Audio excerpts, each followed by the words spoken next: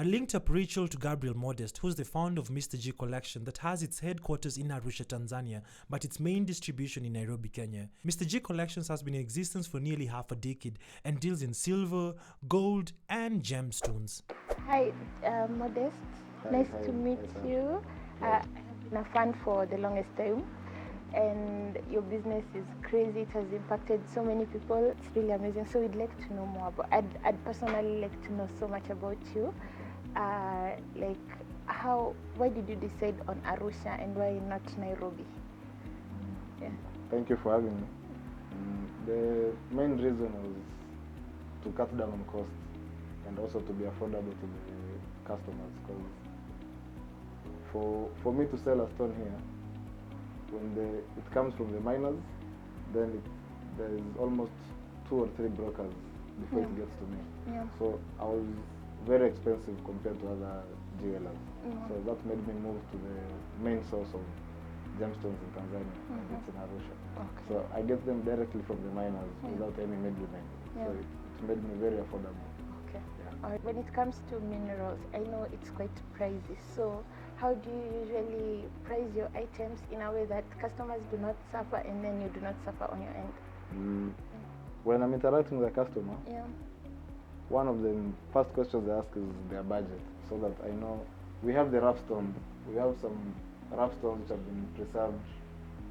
Like, we haven't cut them into any size whatsoever. So if a customer comes with a reasonably low budget, I cut based on their budget. Yeah. The Tanzania doesn't have to be big, or it actually depends on the one wearing it. Some like very tiny, small, tiny stones. Others like big ones. Others like the statement. Yeah. So we cut based on the customer's budget. All right. Okay. And then I see on your page a lot of your customers are Kenyans. When I was in university, I started in Kenya. Yeah. I was trying to. My brother was selling me loose stones, just the gemstones, to sell. So I found it hard to sell to a friend in class, or I had to go to the gemstone dealers. Yeah. And the gemstone dealers, the prices are very, very low. Like, Yeah.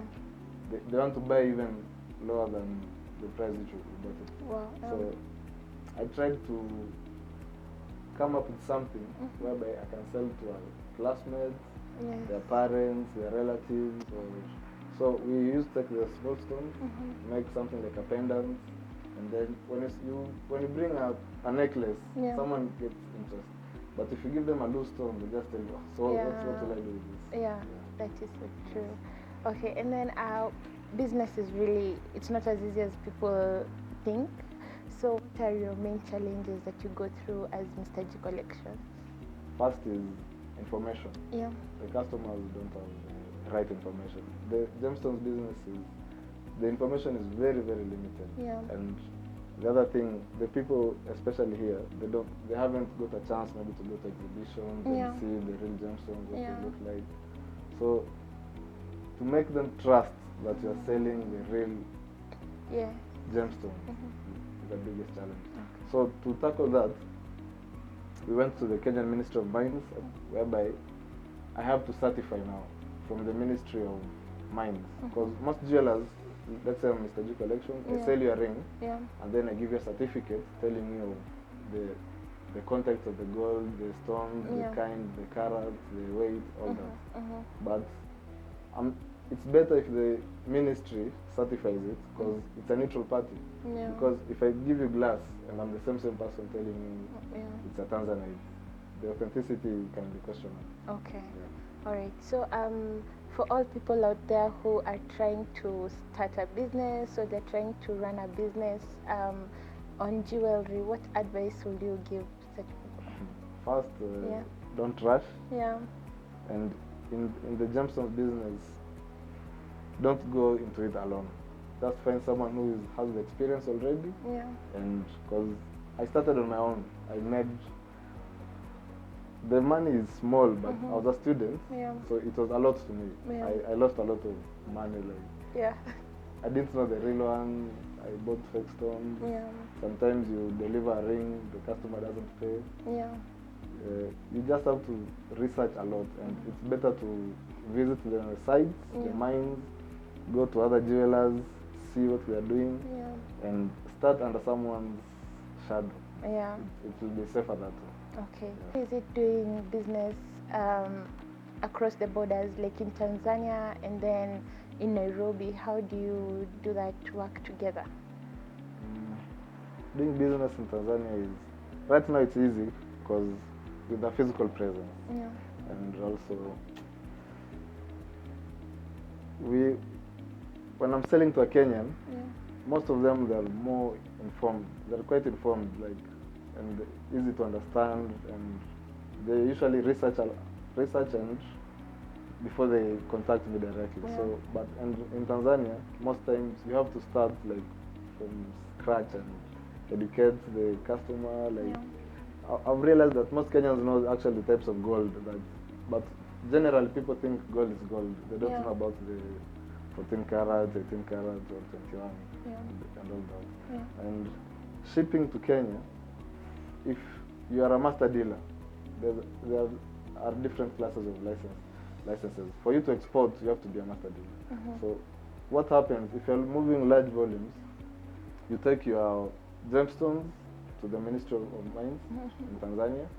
They value the goods. If it's rough gemstone, you pay 7% as of right now. Yeah. If it's cut gemstones, it's 2%. Yeah. And then they seal the parcel, and then after paying the duties, then you can export. Okay. But otherwise, it will be illegal if you don't do that process. All right. And what marketing strategies are you using that are really working for you? Social media. Yeah. People have been telling me websites. The website is very important. Yeah. I do not disagree. But Yeah. the social media, it's right at the palm. And Yeah. for the 2 years, it's the 2 years on Instagram Yeah. that made me able to actually rent an office, Yeah. expand to Tanzania, and grow all that. Yeah. Something that boosted us was selling to celebrities. When a celebrity posts you, it boosts the confidence Yeah. to the customers, and they start believing, okay, so it's actually real. And you get new customers Yeah. and all that. But Yeah. social media, Yeah. I can never, even if I have a physical shop, I can never say the passers-by my sales, my online sales are way more than the shop. sales at the shop. Okay. All right. And speaking of which, how did you raise your initial capital? Because you're dealing with heavy stuff and a lot of money. So how did you raise your initial? The first capital one should have is trust. I do not actually have any capital. Yeah. My brother used to send me the loose stones. Yeah. So I'll just go to a jeweler and tell them, can you make for me this design? Yeah. So they actually make it for me, and I just package it, I brand it, and then I post the picture. Okay.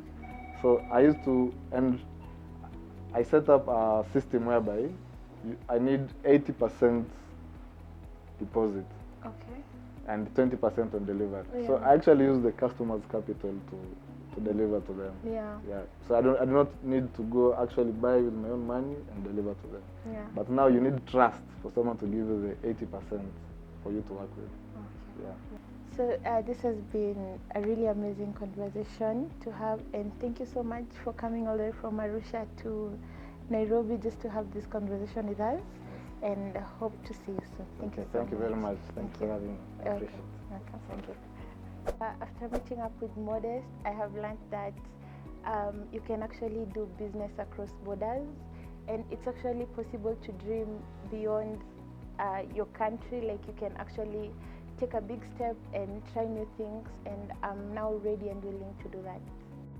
Thank you so much for having watched the show. Hope you learned a thing or two from the conversation between Rachel and Modest about the jewelry business. If you're an entrepreneur out there and you'd like to be a part of the show, feel free to reach us on our social media handles that are running below the screen. And also remember, each and every Wednesday to grab a copy of The Standard, which is also available on the e-paper, to read the Hustle magazine, whereby I usually write the Business Coach column. And also check out the Business Coach website, that's businesscoach.co.ke, to learn more about past episodes and also more about business. My name is Ian Dennis, and this has been The Business Coach, where we help entrepreneurs better their business. Here are events to look out for. On October 30th and 31st, there's a 3rd annual African Conference on Social Entrepreneurship happening at Tangaza University from 8:30 a.m. to 4:30 p.m. On October 17th, there's an Investment Readiness Masterclass happening at Meta Nairobi from 10 a.m. to 1 p.m. On November 16th, there's a Founders Entrepreneurship Forum happening at Nairobi Cinema from 8 a.m. to 4 p.m. If you like your event mentioned or the Business Coach to be a part of your event, feel free to reach us on our social media handles.